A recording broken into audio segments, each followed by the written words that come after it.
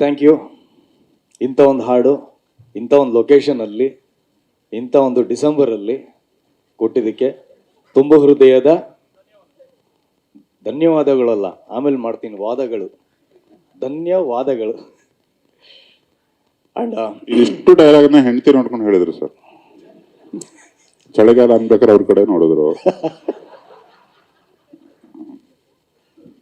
ಅಲ್ಲ, ದಂಪತಿಗಳು ಅಂತ ಕರೆಸಿದ್ದೀರಾ, ಅದರಲ್ಲೂ ಸೀನಿಯರ್ ದಂಪತಿಗಳು, ಏನಾದರೂ ಒಂದು ಕಾಂಟ್ರಿಬ್ಯೂಷನ್ ಕೊಡಬೇಕಲ್ವ. ಇಬ್ಬರನ್ನ ಕರೆಸಿದ್ರಿ, ಬಂದು ಸುಮ್ಮನೆ ಸಪ್ಪೆ ಏನು ಮಾತಾಡಲಿಲ್ಲ, ನಮ್ಗೆ ಕಂಟೆಂಟ್ ಸಿಗಲಿಲ್ಲ, TRP ಸಿಗಲಿಲ್ಲ ಅಂತ ಬೈಕೋಬಾರ್ದು. ಅದಕ್ಕೋಸ್ಕರ ಅಂಡ್ ಇಲ್ಲಿ ಬಂದಿರತಕ್ಕಂಥ ನಾವೆಲ್ಲರೂ ಸಹ ಸೆಲೆಬ್ರಿಟೀಸು. ನಾವು ಲೈಫಲ್ಲಿ ಸೋಲು ಗೆಲುವು ಎಲ್ಲ ನೋಡ್ಬಿಟ್ಟಿದ್ದೀವಿ. ಅದು ನಮ್ಗೆ ಯಾವುದು ಮ್ಯಾಟ್ರ್ ಆಗೋದು ಇಲ್ಲ. ನೆಕ್ಸ್ಟ್ ನಾವೇನು ಕೆಲಸ ಮಾಡ್ತೀವಿ ಶ್ರದ್ಧೆಯಿಂದ ಅದನ್ನು ಮಾಡ್ತೀವಿ. ಜನಕ್ಕೆ ರೀಚ್ ಮಾಡಿಸೋದಲ್ಲ, ಮನಸ್ಸಿಗೆ ಎಷ್ಟು ರೀಚ್ ಮಾಡಿಸ್ತೀವಿ ಅನ್ನೋದ್ರ ಬಗ್ಗೆ ಕಾನ್ಸಂಟ್ರೇಷನ್ ಇರುತ್ತೆ ಅಷ್ಟೇ ಹೊರತು ಬೇರೆ ನಮ್ಗೆ ಯಾವುದು ಮುಖ್ಯ ಆಗಲ್ಲ. ಆದರೆ ಈ ವೇದಿಕೆಯಲ್ಲಿ ಈ ಒಂದು ಸಿನಿಮಾಯಿಂದ ಇಬ್ಬರು ಖಂಡಿತವಾಗ್ಲೂ ಗೆಲ್ಲಲೇಬೇಕು.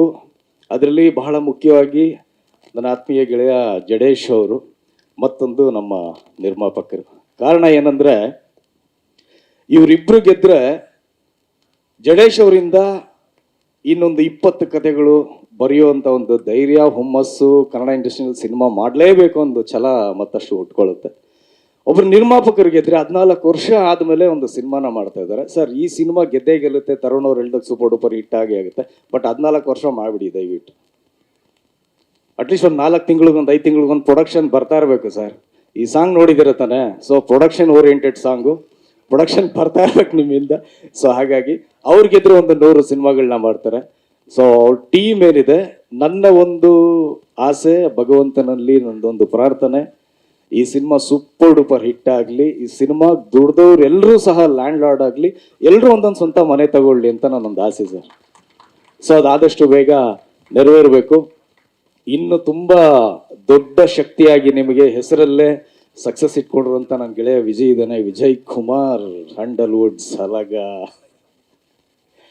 ಅವ್ನ ಧೈರ್ಯ ಸರ್, ಅವ್ನು ನಿಮಗೆ ಸಿಕ್ಕಿರೋದು ಅದೃಷ್ಟ ಅಂತ ಹೇಳಕ್ಕೆ ಇಷ್ಟಪಡ್ತೀನಿ. ಯಾಕಂದ್ರೆ ಅವನು ಯಾವುದೇ ಒಂದು ಸಿನಿಮಾ ಮಾಡಲಿ, ಅವನ ಪಾತ್ರ ಸ್ವಲ್ಪ ಕಡಿಮೆ ಮಾಡ್ಕೋತಾನೆ ಹೊರತು ಅವನ ಜೊತೆಲಿರೋರ ಪಾತ್ರ ಯಾವತ್ತು ಹೈಲೈಟ್ ಇರ್ಬೇಕಂತಾನೆ ಅವನು ಇಷ್ಟಪಡೋಂಥವನು.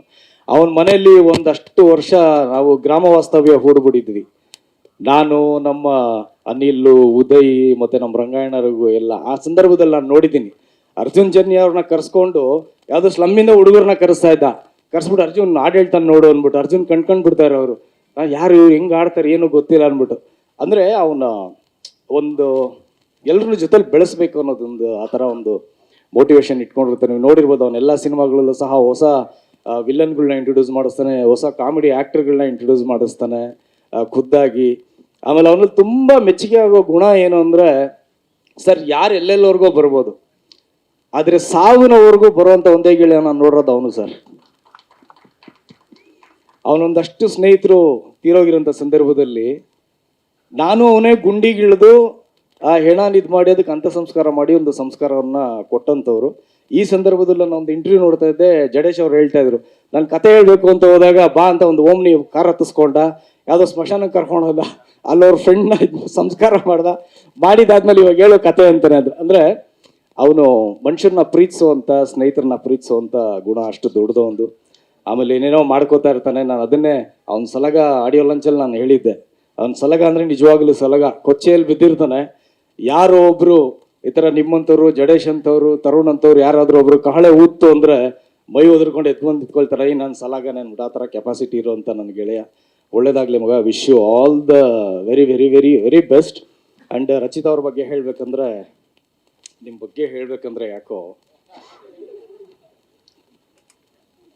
ತುಂಬ ಟ್ರೋಲ್ ಆಗಿಬಿಡುತ್ತೆ ಅಂತ. ತುಂಬ ಅದ್ಭುತವಾಗಿ ಅಭಿನಯಿಸಿದ್ದೀರಾ ಆನ್ ಸ್ಕ್ರೀನ್. ನೀವು ಯಾವುದೇ ಗೆಟಪ್ ಆಗೋದು ಸಹ ಸೂಪರ್ ಆಗಿರ್ತೀರ. ಗೊತ್ತಿಲ್ಲ, ದೇವರು ನಿಮಗೆ ಕೊಟ್ಟಿರೋಂಥ ಒಂದು ಶಕ್ತಿ. ತರುಣ್ ಹೇಳ್ದಾಗೆ ಹೆಣ್ಮಕ್ಳು ಯಾವತ್ತು ಅವ್ರ ಮೇಕಪ್ಪು, ಹೇರ್ ಸ್ಟೈಲು ಚೆನ್ನಾಗಿ ಕಾಣಿಸ್ಕೊಳ್ಬೇಕು ಅಂತ ಪ್ರೆಸೆಂಟೇಷನ್ ಬಗ್ಗೆನೇ ಯೋಚನೆ ಮಾಡ್ತಾ ಇರ್ತಾರೆ. ಬಟ್ ಏನು ಇಲ್ದಿರ ಪಾತ್ರ ಹೆಂಗೆ ಬರುತ್ತೆ ಅದನ್ನು ಹಾಗೆ ಸ್ವೀಕರಿಸಿ ಮಾಡೋಂಥದ್ದು. ರೀಸೆಂಟಾಗಿ ನಾನು ಕೂಲಿ ನಿಮ್ಮ ಸಿನಿಮಾ ನೋಡಿದ್ದು, ಹೇಳಬೇಕು ಅಂದ್ಕೊಂಡಿದ್ದೆ, ಬಟ್ ನನಗೆ ಅವಕಾಶ ಸಿಕ್ಕಿರಲಿಲ್ಲ. ಇದೊಂದು ಒಳ್ಳೆ ವೇದಿಕೆ. ನಿಮ್ಮ ಪಾತ್ರ ಬಂದಾಗೆಲ್ಲ ನಾನು ಬೈಕೋತಾ ಇದ್ದೆ ನಿಮ್ಮನ್ನು, ಇಲ್ಲೇ ಇಷ್ಟೊಂದು ಜನ ಇಷ್ಟೊಳ್ಳೆ ಇಟ್ಕೊಟ್ಟಿದ್ದಾರೆ, ಯಾಕೆ ಇಲ್ಲೋಗಿ ಅರ್ಧವರೆಗೊಂದು ಕ್ಲೋಸಪ್ ಬರುತ್ತೆ, ಮುಕ್ಕಾಲವರೆಗೊಂದು ವೈಡ್ ಶಾಟ್ ಬರುತ್ತೆ ಅಂತ. ಬಟ್ ಅಂಟಿಲ್ಲಾಗಿ ನೀವು ಕ್ಲೈಮ್ಯಾಕ್ಸಲ್ಲಿ ಏನು ಪರ್ಫಾರ್ಮ್ ಮಾಡಿದ್ರಿ, it's amazing, really amazing, super word. So ಹಾಗಾಗಿ ನೀವಿದ್ದೀರಾ, ಎಲ್ಲರೂ ಇದ್ದಾರೆ, ಎಂಟೈರ್ ಟೀಮ್, ಒಳ್ಳೆ ಟೀಮ್ ಇದೆ. ಆ್ಯಂಡ್ ಅಜನೀಶ್ ಸರ್ ನಮ್ಮ ತರುಣ್ ಅವ್ರು ಹೇಳಿದಾಗ ಇವತ್ತಿನ ಹೀರೋ ನೀವು. ಆ್ಯಕ್ಚುಲಿ ನೀವು ಜಾಸ್ತಿ ಮಾತಾಡಬೇಕು, ನೀವು ಒಂದೇ ಒಂದು ಮಾತಾಡಿ ಕೂತ್ಕೊಂಡ್ಬಿಟ್ರಿ ಅಲ್ಲಿ. ಇವತ್ತೇನಿದೆ ಟ್ರೆಂಡು ಎಲ್ಲ ನಿಮ್ಮ ಟ್ರೆಂಡಲ್ಲಿ ಸೂಪರಾಗಿ ನಡೀತಾ ಇದೆ. ಅಷ್ಟು ಚೆನ್ನಾಗಿ ನಮ್ಮನ್ನು ಎಂಟರ್ಟೈನ್ ಮಾಡ್ತಾ ಇದ್ದೀರಾ.